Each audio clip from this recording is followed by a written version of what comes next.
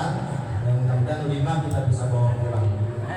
Yang pertama adalah ibadah itu akan meningkat pahalanya tergantung dari sejauh mana keikhlasannya kepada Allah Subhanahu wa Ta'ala. Semakin ikhlas, semakin tinggi pahalanya.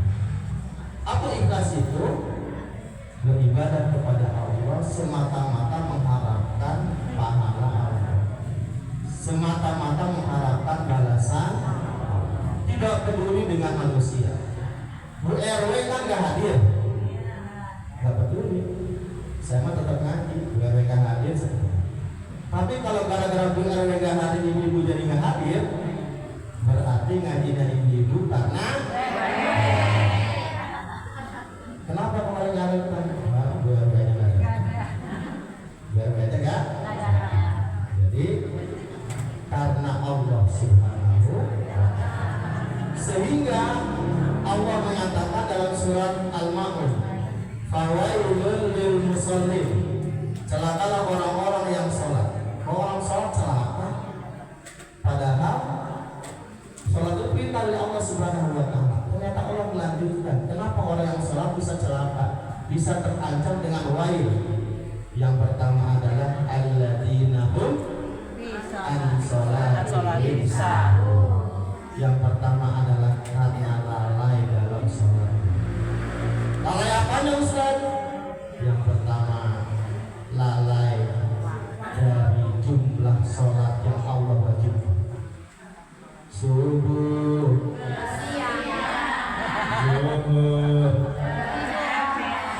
asar di perjalanan, maghrib, isya, ketiduran. Mahal banget kan? Kira-kira ada nggak orang seperti itu? Ada Bu. Mudah-mudahan nggak di sini. Di sini cuma apanya doang. Ada Bu. Pergi pagi, pulang malam, sholat subuh enggak, zuhur enggak. Ketika lihat KTP-nya, Islam. ada yang sholatnya cuma maghrib doang, subuhnya enggak, dan lain sebagainya. Allah wajibkan 5, tapi sholatnya hanya 1, hanya 2. Ini terancam wail, terancam nanti celaka.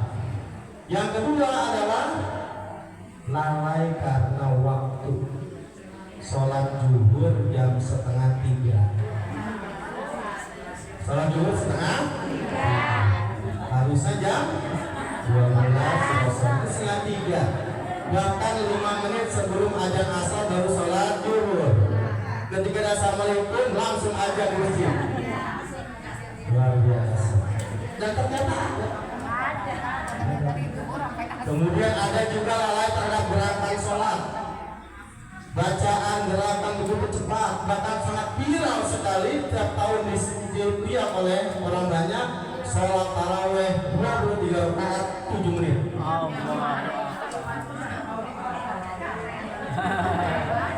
Kalau saya nggak sanggup bukan saya langsung, saya nggak sanggup. Ketika ditanya kiainya, ustaznya ditanya, kenapa seperti itu? Ini sudah turun temurun. Dan ternyata ini sudah tumak nina katanya. Ya. Wabat berdoa, amin, Allah. Itu ada Bu. Beberapa tempat, bukan hanya di saya tempat, beberapa tempat cepat sekali. Ya, bayangkan 7 menit 23 rakaat. Boleh Ramadan besok kita coba. Wajib. Coba di rumah juga. Encok. Saya itu dengan muntah habis sholat. Wah. Kenapa muntah? Mabuk terawih. Mabuk terawih. Mana yang cepat? Nah, bagaimana dengan sholat kita? Cepat atau tidak? Kemudian juga lalai juga terkait dengan kehusuan. Kalau zaman dulu pada khusyuk ketika sholat, ketika dengan ayat-ayat tentang azan mereka nangis. Kita kadang-kadang ternyata ada HP itu bisa jadi pemicu untuk kita tidak khusyuk. Kira-kira sholat dengan HP nggak Bu? Ya? Ya. Ibu lagi sholat, Allahu Akbar, khusyuk sekali. Tiba-tiba ada petir gitu. Wah, petir. Ya Allah, ini jemuran ya. Anak-anak pada pergi sekolah, jemuran udah banyak yang pergi lagi. Allah, gimana ya nanti? Gimana tetangga ngangkat ya? Nanti itu, wah, selesai langsung lari ke jemuran. Bahkan ada katanya kalau dompetnya hilang bu, sholat. Lemari dibalikin nggak ada dompet, meja dibalikin, dapur nggak ada, sholat.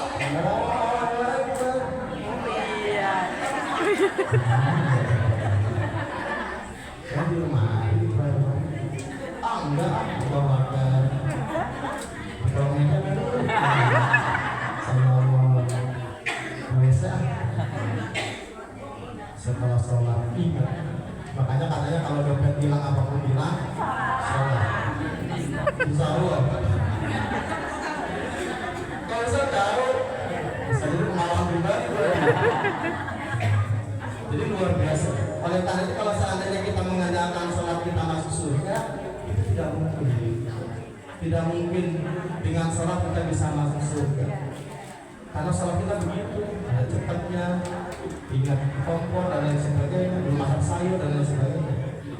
Tapi kita masuk surga kata Nabi karena rahmat dan karunia Allah Subhanahu wa ta'ala.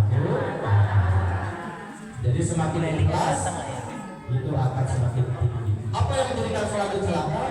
Alladzina hum yura'un, karena dia sholatnya ingin dipuji oleh manusia. Sholatnya biasa cepat. Suami lewat. Niatnya mau baca Anas lagi. Tapi suami lewat. An-Naba 40 ayat. Suami lewat, mertua lewat. Hati-hati, ini bisa merusak amalan kita. Bukan hanya kecil pahalanya, bahkan bisa menghancurkan amalan kita. Dan ternyata kata Nabi ada 3 kelompok pada hari kiamat yang pertama kali akan diadili. Ternyata bukan orang-orang biasa. Pertama orang yang mati syahid, kedua adalah orang yang menuntut ilmu, orang alim, orang yang menuntut ilmu, baca Quran, yang ketiga orang yang sedekah. Kemudian orang yang mati datang kepada Allah, ya Allah minta balasan ya Allah. Saya telah berjuang membela agamamu sampai aku mati, ya Allah minta balasan ya Allah, pahala untuk masuk surga. Kata Allah, kadzabta, engkau bohong, dusta, engkau ikut perang bukan karena Allah Subhanahu wa ta'ala, karena ini dikatakan seorang pemberani, berjuang dan pahlawan. Kata Allah, masuklah ke dalam neraka.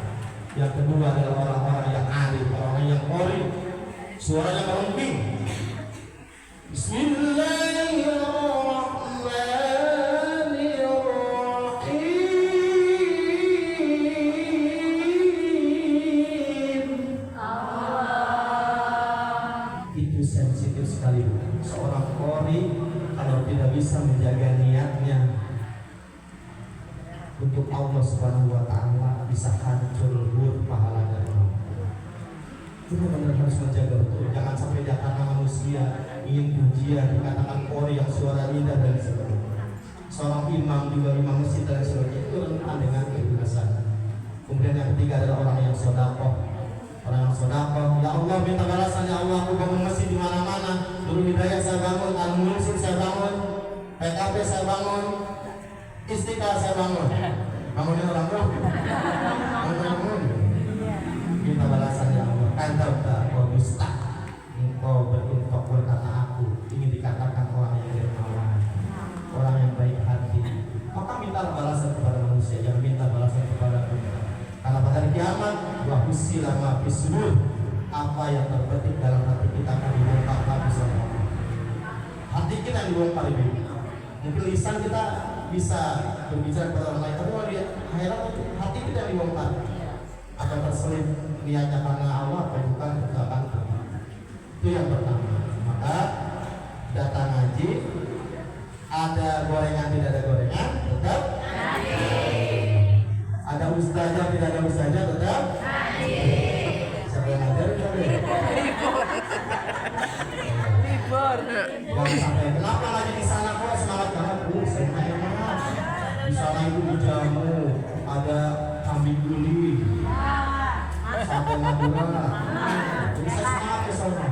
Hati-hati, tujuannya Ada nggak boleh tempe.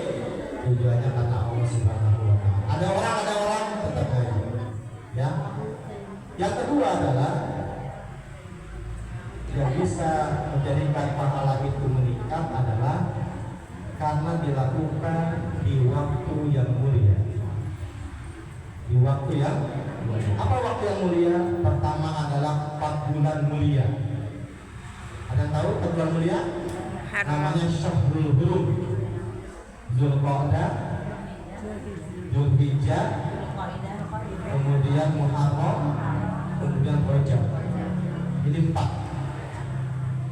Bulan Zulqa'dah itu bulan Hafid kalau bahasa Jerman Baratnya. Ya, bulan Zulqa'dah, Zulhijjah, Muharram, dan yang terpisah 1 bulan Rajab. Kalau Ramadan itu lebih spesial lagi. Kalau kita ibadah pada bulan 4 bulan itu, pahalanya berbeda dengan bulan itu. Kalau ibu ngaji pada bulan itu, pahalanya berlipat ganda dibandingkan bulan. Begitu pula dosa. Dosa kemaksiatan yang dilakukan pada 4 bulan itu, dosanya akan melambung tinggi. Makanya kalau para pencuri perampok itu dia ngaji, dia akan pilih bulan-bulan selanjutnya. Pas dia mau mari, bulan haji nih. Kata Ustaz, bulan haji ditingkatkan dosanya. Jadi Bulan haji. Terus Tapi kalau marinya haji wajib. Ya, jadi akan meningkat. Kemudian ada 10 hari pertama di bulan haji. Ya, 10 pertama di bulan haji. Itu hari yang paling mulia di hadapan Allah. Kemudian kalau malamnya, malam yang paling mulia 10 malam terakhir di bulan Ramadan, dan lebih tingginya adalah malam Lailatul Qadar. Makanya malam-malam 10 terakhir harusnya ibadahnya semakin meningkat. Jangan kebalikan. Pertama penuh, kedua makin menyusut, 3 imam doang. Menurut hidayah tuh kalau hari pertama kita cek, jalan tuh ditutup, yang ketiga nggak bisa lewat. Haram buat yang kelima. Hari pertama, kedua, ketiga. Selanjutnya, nah kita rubah mudah-mudahan. Sebentar lagi Ramadan lagi buat dia. Gak lama lagi bertemu Ramadan, manfaatkan kesempatan itu. 10 malam terakhir, ketika kita ibadah, nilainya lebih dibandingkan malam-malam yang lainnya. Itu yang kedua. Yang ketiga, ibadah itu akan meningkat pahalanya ketika di tempat yang dimuliakan oleh Allah Subhanahu wa Ta'ala. Di mana itu? Yaitu ibadah ke tanah suci. Kata Nabi, sholatu di masjidi, sholat di masjidku, Masjid Nabawi, itu pahalanya 1000 dibandingkan sholat di Al-Muhlisin.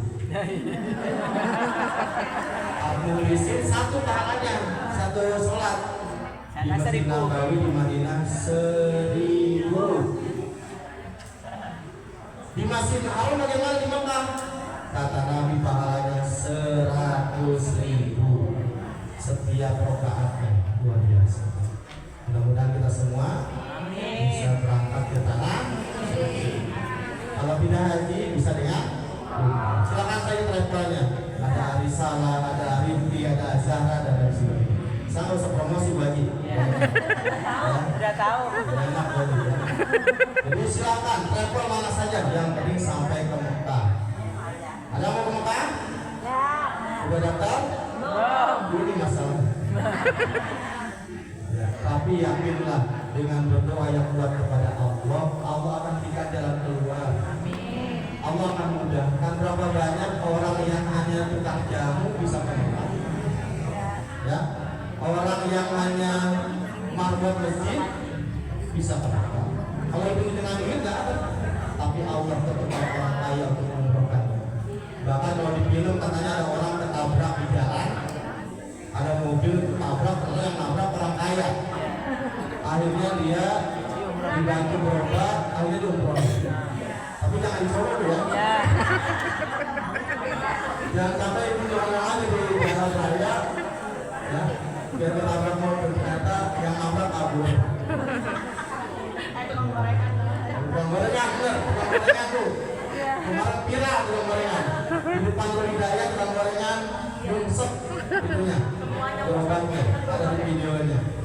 Kesenggol orang yang bawa LPG ya. Nanti bisa ditonton kalau nggak ada videonya bisa terus. Ya, jadi di Mekah itu pahalanya luar biasa ya, di tempat yang kemudian yang keempat sedikit lagi azan kayaknya. Yang keempat adalah ibadah itu akan meningkat pahalanya ketika ibadah itu dilakukan dengan terus-menerus, walaupun sedikit terus-menerus. Kami pernah ditanya, ya Rasulullah, ayyul amal ahabbu ilallah, amalan apa yang paling dicintai oleh Allah? Kami mengatakan al-amal ahabbu ilallah adwamuha wa in qalla. Amalan itu continue terus-menerus walaupun hanya sedikit. Baca Quran sehari 10 ayat, tapi setiap hari itu lebih baik dibandingkan 1 minggu 100 ayat. Alif Lam Mim. Shadaqallahu al-azim. Kata malaikat boleh banget. Main HP aja. Status. HP ngetik. Banyakkan lihat WhatsApp apa mushaf.